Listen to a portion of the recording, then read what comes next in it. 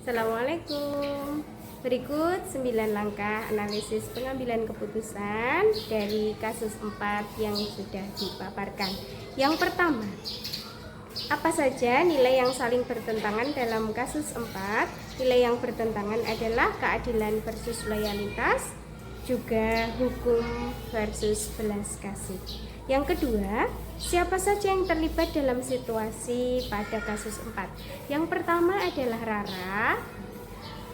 Dia adalah yang menemukan dompet di dalam perpustakaan. Kemudian yang kedua adalah Tari sebagai saksi atau yang melihat Rara mengambil dompet di perpustakaan. Kemudian yang selanjutnya ada Nina, yaitu yang kehilangan dompet. Kemudian yang terakhir adalah Busri selaku pustakawan. Ketiga, fakta-fakta apa yang relevan dengan situasi pada kasus 4? Fakta yang relevan yaitu Rara menemukan dompet, kemudian menyimpannya ke dalam tas dengan anggapan dia mendapatkan rezeki nomplok pada hari itu. Kemudian ada Tari yang mengetahui atau melihat perbuatan Rara, dan Nina yang kehilangan dompet. Langkah keempat, pengujian benar salah mana yang bisa dilakukan? Pengujian di sini yang bisa kita lakukan ada 3 pengujian, yakni yang pertama adalah pengujian legal. Pengujian legal yaitu apakah perbuatan Rara ini melanggar hukum. Yang kedua adalah uji regulasi. Apakah perbuatan Rara ini melanggar peraturan sekolah? Kemudian ada juga uji intuisi.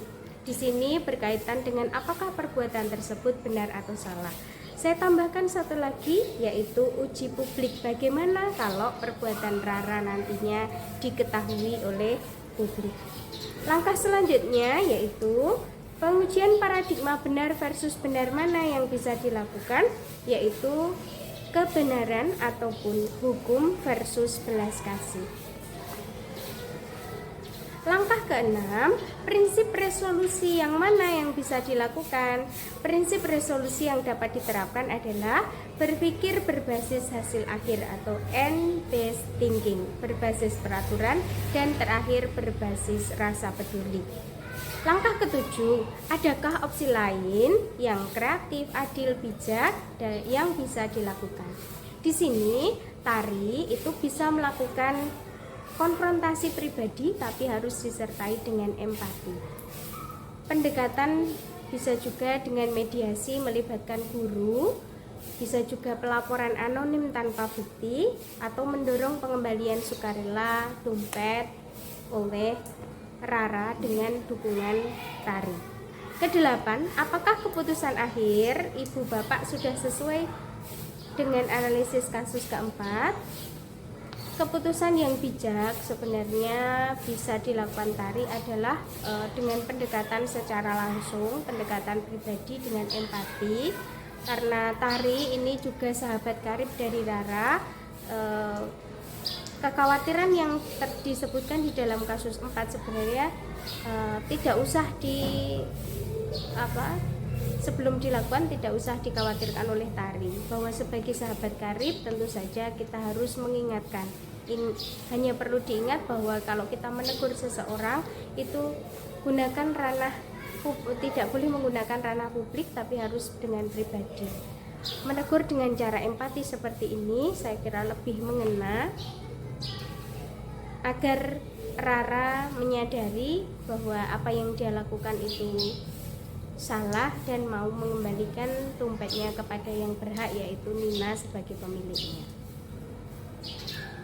Kemudian langkah 9, pelajaran apa yang Bapak Ibu dapatkan dari pengambilan keputusan ini dan bagaimana pelajaran tersebut dapat memperbaiki pengambilan keputusan Ibu dan Bapak di kemudian hari.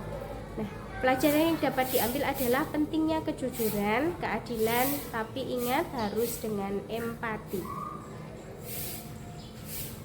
Dengan empati, kita dapat menjaga hubungan baik yang sudah terjalin. Kemudian, kasus ini juga memberikan pelajaran bahwa menyelesaikan permasalahan bisa dilihat dari berbagai macam perspektif. Menggunakan pilihan yang kreatif, adaptif untuk menghadapi dilema moral yang terjadi ataupun kasus-kasus yang akan dihadapi di masa datang pada sekolah masing-masing yang akan dihadapi oleh seorang pemimpin ataupun kepala sekolah. Demikian analisis 9 langkah pengambilan keputusan berdasarkan kasus 4 yang sudah dipaparkan. Terima kasih.